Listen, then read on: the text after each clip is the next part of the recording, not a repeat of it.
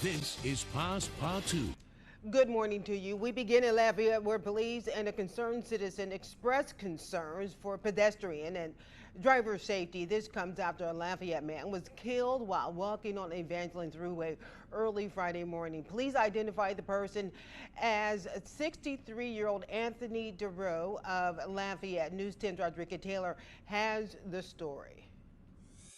Authorities say it was in the 1400 block of Southwest Evangeline Thruway where a 63-year-old man was killed in a crash. I spoke with a concerned citizen who expressed that something needs to be done to hold drivers more responsible. There have been too many pedestrians that have lost their lives, and drivers need to get more than a slap on the wrist. Lafayette police say there has been 7 fatalities this year involving pedestrians. The most recent, 36-year-old Anthony Duran, was killed walking across the Evangeline Thruway. The driver of the vehicle was proceeding down Southwest Evangeline Thruway, traveling southbound.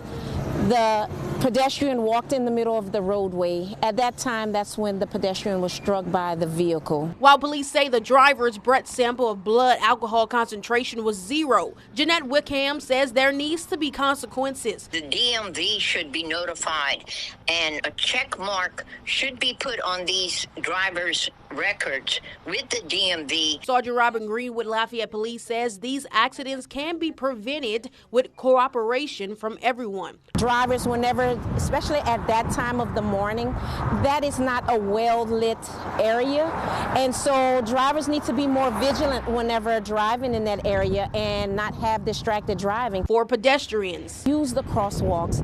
I know sometimes it seems like it's a big imposition, but look, that's what they're there for. I know you have to walk a little further, but that crosswalk is there for pedestrian and bicyclists for their safety. In Lafayette, Rodriguez Taylor, KLFY News 10. So new for you this morning, Lafayette police were on the property of Circle K at Foreman and Eras Landry early this morning. That was around 3 this morning. There appeared to be what sounded like gunfire. Police had checked out the area around the convenience store, of course.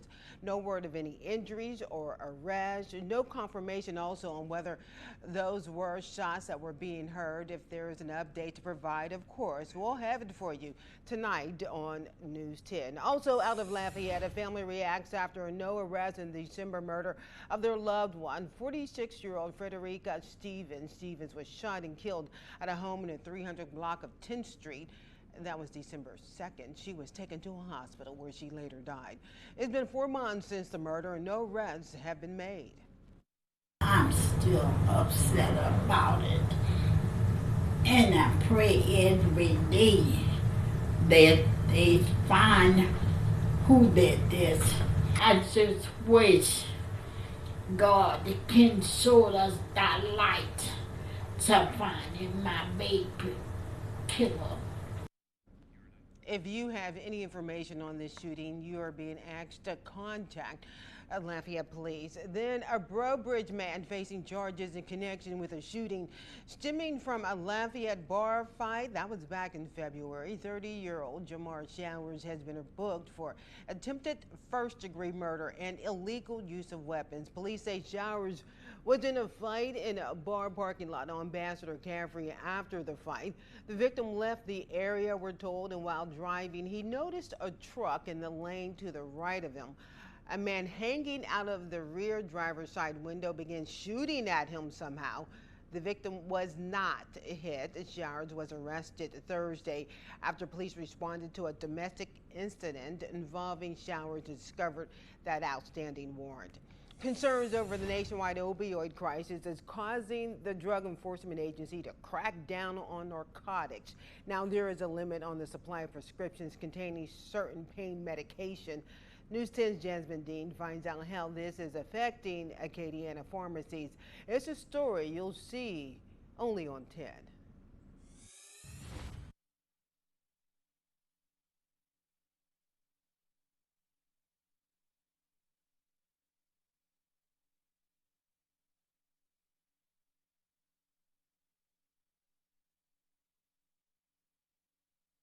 All right, we're having a few technical difficulties there. We're going to move on where we continue our coverage on the fight for the shrimping industry's future. as Congressman Clay Higgins recently introduced the Save Our Shrimpers Act of 2024. The act would prohibit federal funds to international financial institutions subsidizing foreign activity relating to shrimp farming, processing, or the export of shrimp to the U.S. The proposed legislation would trigger an investigation to the U.S. Government Accountability Office. It would also require an annual report to Congress to track if executive directors are within compliance of the law. Louisiana Shrimp Association president says this is exactly what the organization has been fighting for years. That is going to put the pressure on these countries to do the right thing and eliminate a lot of these shrimp that's coming here. But we definitely want this to take place. We want it to pass. We want them to stop funding them. We don't give funding, don't give them funding. Now, Cooper says if this is passed, it will be a step in the right direction to bring the once thriving industry back to life. In St. Landry Parish, Animal Control is looking for help from the community as an overcrowded shelter full of pets is in need of adoptions. News 10's Zhang Hogue has the story.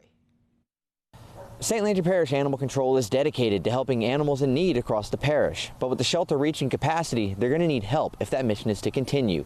The shelter is at capacity. We have over 135 animals that are looking for homes.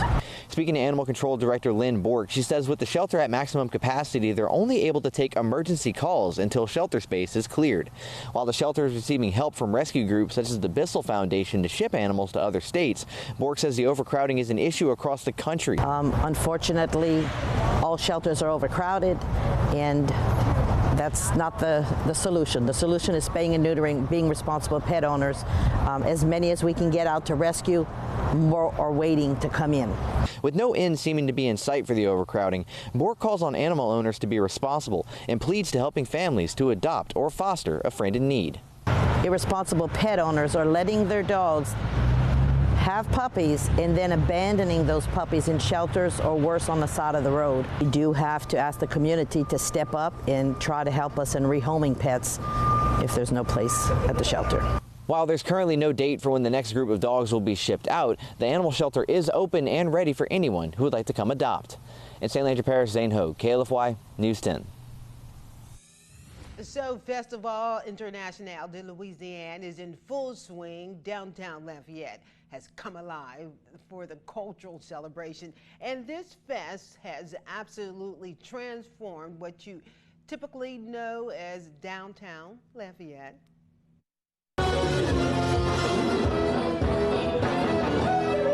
How y'all doing, y'all? We here downtown at the Festival International with my family. You know, we just met them too, but they're family too. We're here to enjoy a lot of beer and culture.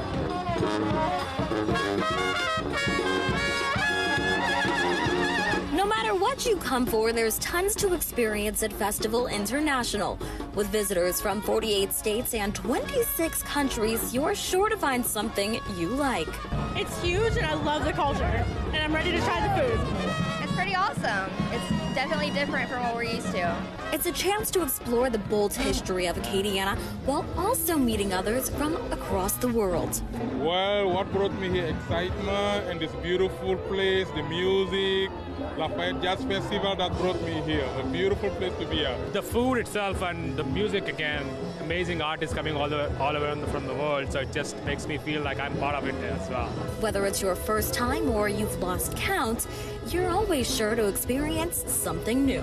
I've been here before. I love it. I wanted to come back. It's his first time. My first time. I'm loving the culture, having a great time, the music. Come here if you're not already here.